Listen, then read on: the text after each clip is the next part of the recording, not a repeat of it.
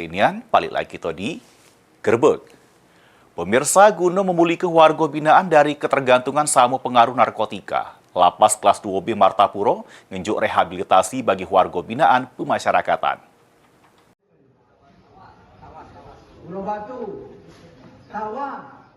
Bekerja sama dengan BNNK Kabupaten Oku Timur, Lapas Kelas 2B Martapura ngenjuk program rehabilitasi bagi warga binaan.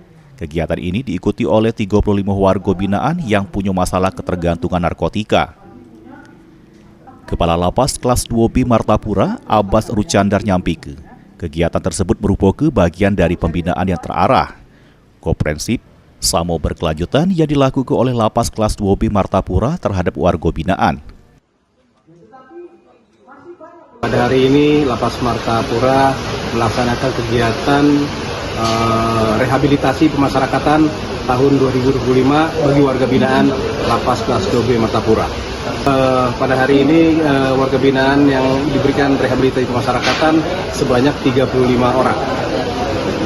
Sementara itu, Kepala BNNK Oku Timur Eprianto Tambunan negaske, rehabilitasi yang dilakukan di Lapas Martapura tersebut bertujuan untuk pemulihan bagi warga binaan yang punya ketergantungan narkotika maupun masalah perilaku sosial. Untuk memulihkan para pengguna agar mereka bisa kembali normal kembali. Itu saja sebenarnya tujuannya. Ya, terkait dengan narkoba, jangan pernah sentuh narkoba, karena narkoba itu akan membawa kita kepada kehancuran.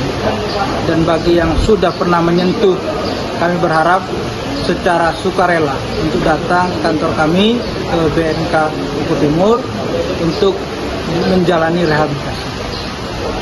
Diharapkan lewat program rehabilitasi tersebut dapat jadi ke warga binaan pemasyarakatan pribadi yang lebih sehat, produktif, sama dapat diterima lagi oleh keluarga sama masyarakat pas balik bebas kagetnya.